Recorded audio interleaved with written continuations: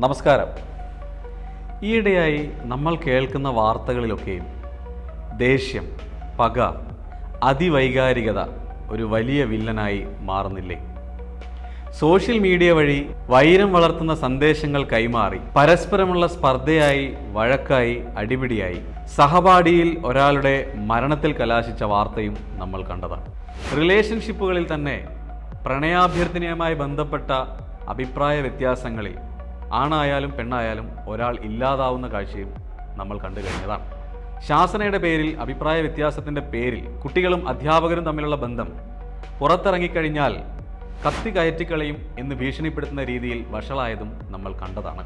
ലഹരിയുടെ പേരിലായാലും അല്ലെങ്കിലും അച്ഛനെയോ മകനെയോ അമ്മയെയോ സഹോദരിയെയോ പ്രണയിതാവിനെയോ ഇല്ലാതാക്കുന്ന രീതിയിലേക്ക് പക വളരെയധികം വളർന്നു കഴിഞ്ഞു. ദേഷ്യം, അതിവൈകാരികത അത്ര മോശമായ ഒരു വികാരമാണെന്ന് പറയാൻ കഴിയും? ഇല്ല. പക്ഷേ നിയന്ത്രിക്കാനും പ്രകടിപ്പിക്കാനും അറിയില്ലെങ്കിൽ ഏതറ്റം വരെയും നമുക്ക് നിയന്ത്രിക്കാൻ കഴിയാതെ പോകുന്നൊരു വികാരമാണ് ദേഷ്യം. ആങ്കർ മാനേജ്മെൻറ്റ് മെയ് 12 മുതൽ 16 വരെ ഓൺലൈനിൽ കുട്ടികളിലെ ദേഷ്യവും അതിവൈകാരികതയും എന്നൊരു വെബിനാർ ആരംഭിക്കുകയാണ്. ആദ്യം ഈ വെബിനാർ രക്ഷിതാക്കൾക്കും അധ്യാപകർക്കും വേണ്ടി ആയിരുന്നു ഉദ്ദേശം.